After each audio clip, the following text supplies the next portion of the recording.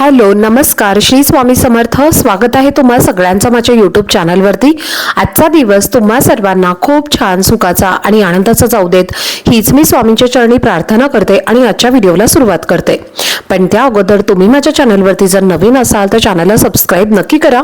त्याचबरोबर कमेंटमध्ये श्री स्वामी समर्थ लिहायला अजिबात विसरू नका। यंदा 3 ऑक्टोबर पासून शारदीय नवरात्रीला सुरुवात होणार आहे। नवरात्रीमध्ये दुर्गा देवीच्या 9 वेगवेगळ्या रूपांची पूजा केली जाते। नवरात्रीमध्ये दुर्गा देवीची उपासना केल्यामुळे ती प्रसन्न होते आणि भक्तांवर आशीर्वादाचा वर्षाव करत असते।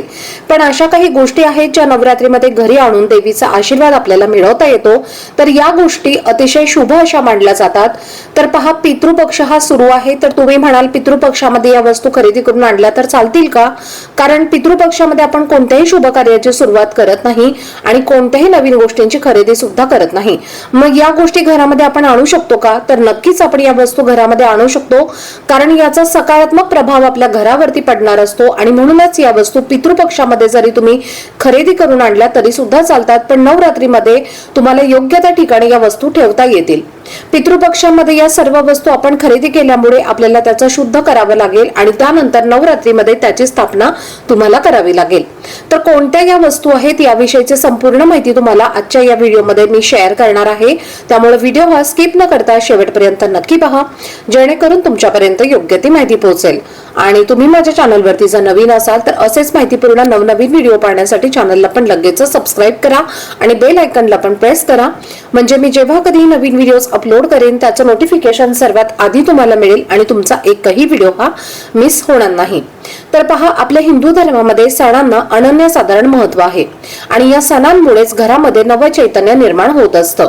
घरातील नकारात्मक ऊर्जा नाहीशी होते, घरामध्ये सकारात्मकता वाढते आणि त्याचा परिणाम घरातील सदस्यांवरती होत असतो, ज्यामुळे घरातील लोकांची प्रगती होते। नवरात्रीमध्ये प्रत्येकाच्या घरामध्ये घटस्थापना केली जाते, प्रत्येकाच्या घरामध्ये दुर्गा मातेचा संचार होतो, देवीच्या येण्याने घराला शोभा येते आणि या 9 दिवसात असे काही उपाय जे आहेत तर ते घरामध्ये केल्यामुळे घरातील आर्थिक अडचणी नष्ट होतात। घटस्थापना आणि दसऱ्याच्या शुभ मुहूर्तावरती मोठी खरेदी करण्याची प्रथा आहे, तर या दिवशी आणलेल्या अनेक गोष्टी फलदायी ठरत असतात, हे तर तुम्हाला सर्वांना माहिती आहे। तर पहा, नवरात्रीच्या आधीच तुम्हाला काही गोष्टींची खरेदी करणं तुमच्यासाठी सुद्धा फायद्याचं असणार आहे। तर नवरात्रीच्या आधीच घरामध्ये सगळ्यात महत्त्वाची पहिली वस्तू तुम्हाला आणायची आहे, ती म्हणजे आपल्या कुलदेवीची मूर्ती किंवा टाक।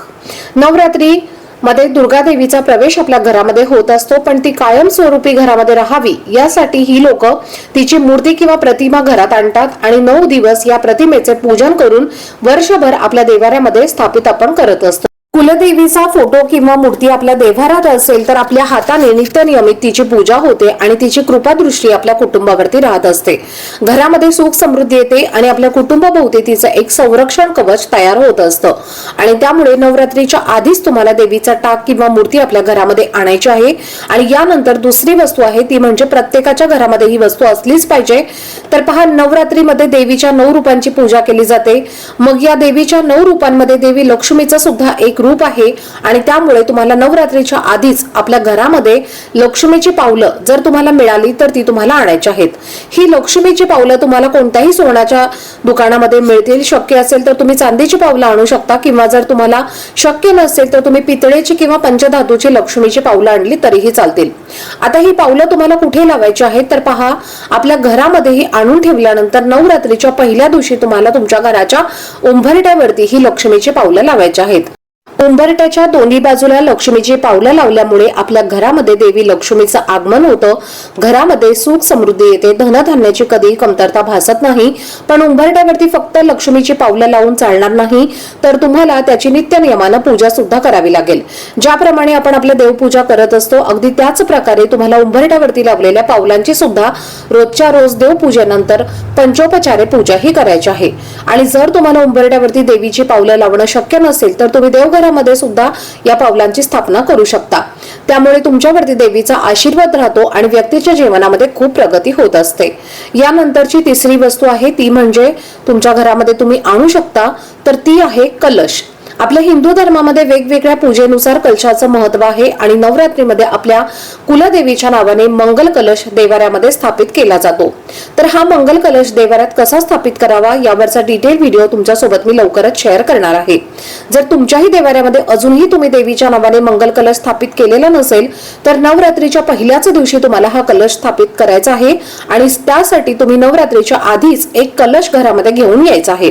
आता नवरात्रीमध्ये मातीचा कलश तर आणलाच जातो आणि ज्यामध्ये आपण घटस्थापना करत असतो, पण या व्यतिरिक्त तुम्ही पितळेचा किंवा चांदीचा कलश सुद्धा आणू शकता।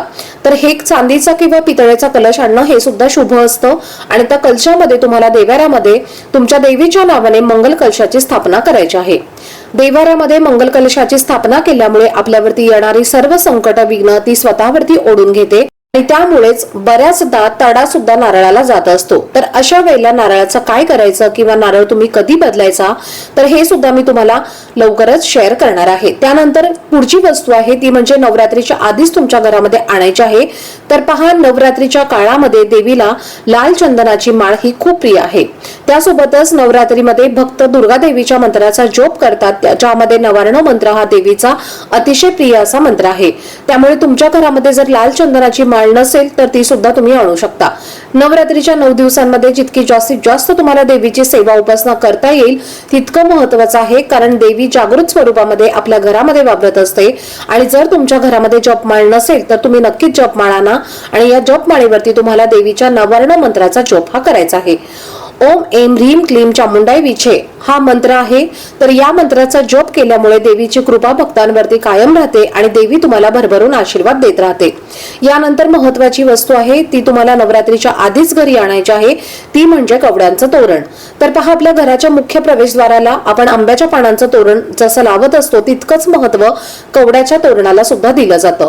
कवडी जी आहे तर ती देवी लक्ष्मीला, देवी दुर्गेला अतिशय प्रिय आहे आणि त्यामुळे घराच्या मुख्य प्रवेशद्वारावरती आपण हे कवड्यांचं तोरण लावायचं आहे। तर ते तुम्ही आधीच आणून ठेवायचं आहे आणि नवरात्रीच्या पहिल्याच दिवशी तुम्हाला हे कवड्यांचं तोरण तुमच्या घराच्या दारावरती लावायचं आहे। त्याचबरोबर पिवळ्या रंगाच्या 5 किंवा 7 या संख्येने कवड्या देवघरामध्ये असाव्यात। तुमच्या देवघरामध्ये जर कवड्या स्थापित तुम्ही केलेल्या नसतील तर नक्कीच तुम्ही नवरात्रीच्या आधी 5 किंवा 7 संख्येने कवड्या आणायच्या आहेत आणि त्याची स्थापना तुम्हाला नवरात्रीच्या दिवशी करायची आहे। कवड्या सांगितल्याप्रमाणे देवीला अतिशय प्रिय आहेत आणि जिथे तुम्ही देवीची मूर्ती किंवा टाक ठेवलेला असेल तर तिथे सुद्धा तुम्ही या कवड्या स्थापित करू शकता। आणि यानंतरची महत्त्वाची वस्तू जी आपल्या प्रत्येकाच्या देवाऱ्यामध्ये असावी ते म्हणजे श्रीयंत्र। श्रीयंत्र हे देवी लक्ष्मीचं आसन मानलं जातं। श्रीयंत्र घरामध्ये असल्यामुळे देवी लक्ष्मी आपल्या घरामध्ये अखंड निवास करते। जसं की तुम्हाला सर्वांना माहितीच आहे की देवी लक्ष्मी स्थिर नाही तर ती चंचल आहे आणि ती एका ठिकाणी कधीही टिकून राहत नाही, पण ज्या घरामध्ये श्रीयंत्र असतं तर त्या घरामध्ये ती निवास अखंड करत असते आणि त्यामुळे नवरात्रीच्या आधीच तुम्हाला श्रीयंत्राची खरेदी करायची आहे।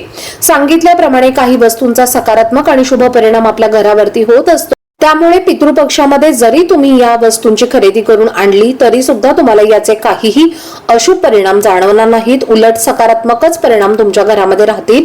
पण नवरात्रीच्या दिवशी म्हणजे पहिल्या दिवशी तुम्हाला श्रीयंत्राची स्थापना देवाऱ्यामध्ये करायची आहे। आता जर तुम्ही हे श्रीयंत्र घरामध्ये आणणार असाल तर या श्रीयंत्राभोवती गुंडाळून ठेवण्यासाठी कमलगट्ट्याची माळ सुद्धा तुम्हाला आणायची आहे। 108 कमळांच्या बियांपासून बनलेली ही कमळगट्ट्याची माळ तुमच्या देवाऱ्यामध्ये असावी। त्यामुळे 108 कमळाची फुलं तुम्ही देवीला अर्पण केलं इतकं पुण्य हे आपल्याला मिळत असतं।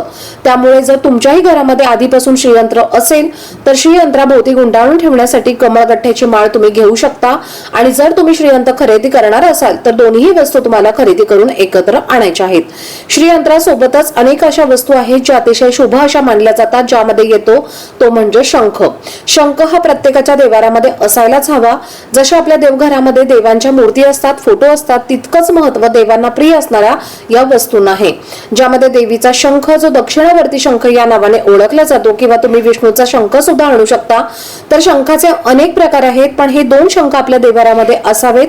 दोन्हीपैकी कोणताही एक शंख तुम्ही आणू शकता आणि शंखाने देवीवरती अभिषेक केल्यामुळे देवी आपल्यावरती प्रसन्न होते आणि आपल्याला भरभरून असे आशीर्वाद सुद्धा देत असते। आणि दक्षिणावर्ती शंख हा देवीला लक्ष्मीचा भाऊ मानला जातो आणि शंखाची उत्पत्ती ही समुद्रातून झालेली आहे आणि धनाची देवी लक्ष्मी ही सुद्धा समुद्रातूनच प्रकट झालेली आहे आणि त्यामुळे तिला प्रसन्न करून घेण्यासाठी शंखाची स्थापना सुद्धा तुम्ही तुमच्या देवघरामध्ये नवरात्रीच्या दिवशी करू शकता। तर त्यासाठी तुम्हाला नवरात्रीच्या आधीच शंख सुद्धा तुमच्या घरामध्ये आणून ठेवायचा आहे। शंखा इतकंच महत्व देवघरामध्ये कासवाचा सुद्धा आहे। देवघरामध्ये कासव हा आपल्याला ठेवायचा आहे। भगवान श्री हरी विष्णू यांचा अवतार हा कासव मानला जातो। अतिशय मंद गतीने चालणारा हा प्राणी, पण ज्याप्रमाणे तो हळूहळू चालतो अगदी त्याच प्रकारे आपली हळूहळू का होईना उत्तरोत्तर प्रगती होत जाते आणि त्यामुळे आपल्याला प्रत्येकाच्या देवघरामध्ये कासव हा असलाच पाहिजे। कासव घरामध्ये स्थापित केल्यामुळे देवी लक्ष्मीचे भरभरून आशीर्वाद आपल्याला मिळत असतात आणि ती आपल्या घरामध्ये अखंड स्थिर निवास सुद्धा करत असते। आणि यानंतर अतिशय महत्त्वाची वस्तू आहे जी तुम्ही नवरात्रीच्या आधी खरेदी करायची आहे ती म्हणजे मोरपिस। मोरपिस जे आहे तर ते आपल्या घराला लागलेले नजरदोष असतील किंवा घरात असलेले वास्तुदोष असतील तर ते संपूर्णपणे नष्ट करतात। तर हे मोरपिस तुम्हाला तुमच्या देवघरातच नाही तर तुम्ही तुमच्या घराच्या हॉलमध्ये मुख्य प्रवेशद्वारावरती सुद्धा लावू शकता। त्यामुळे कुठल्याही प्रकारची वाईट शक्ती नकारात्मक शक्ती घरामध्ये प्रवेश करणार नाही। एक जरी मोरपिस तुम्हाला मिळालं तरी सुद्धा ते तुम्हाला खरेदी करून आणायचं आहे।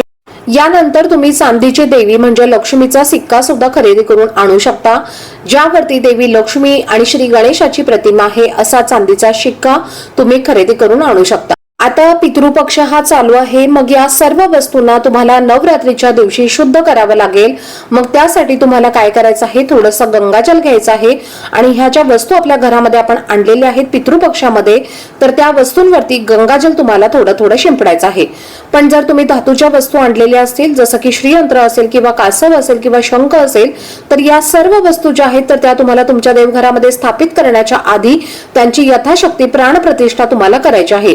म्हणजे गंगाजलाने तुम्हाला याचं सर्व वस्तूंचं शुद्धीकरण करायचं आहे। योग्य ते मंत्रोपचार तुम्हाला करून याची प्राणप्रतिष्ठा तुमच्या देवघरामध्ये करायची आहे। आणि याशिवाय नवरात्रीमध्ये जी अष्टमी येते तर त्या अष्टमीच्या दिवशी 64 योगिनी यंत्र सुद्धा आपल्या घराच्या मुख्य प्रवेशद्वारावरती लावलं जातं। तर ते सुद्धा अजूनही तुमच्या घराच्या मुख्य प्रवेशद्वारावरती लावलेलं नसेल तर ते सुद्धा तुम्ही अष्टमीच्या दिवशी लावायचं आहे। तर याची खरेदी देखील तुम्हाला नवरात्रीच्या आधीच करायची आहे। तर या काही वस्तू नवरात्री येण्याच्या आधीच तुम्हाला तुमच्या घरामध्ये आणायच्या आहेत आणि असं काही नाही की या सगळ्याच वस्तू तुम्हाला आणायच्या आहेत। यापैकी जी वस्तू तुमच्या घरामध्ये नाही ती वस्तू तुम्हाला आणायची आहे आणि त्याची स्थापना तुम्हाला तुमच्या घरामध्ये करायची आहे। असं केल्यामुळे अखंड लक्ष्मी प्राप्ती तुमच्यावरती राहील, कुलदेवी प्रसन्न होऊन तुम्हाला भरभरून आशीर्वाद देईल। तर चला आजचा व्हिडिओ मी आता इथेच एंड करते। आजचा व्हिडिओ जर तुम्हाला आवडला असेल, हेल्पफुल वाटला असेल तर व्हिडिओला जास्तीत जास्त लाईक, शेअर आणि चॅनलला सबस्क्राइब नक्की करा। भेटूयात अशाच एका नवीन व्हिडिओमध्ये। तोपर्यंत सर्वांना श्री स्वामी समर्थ।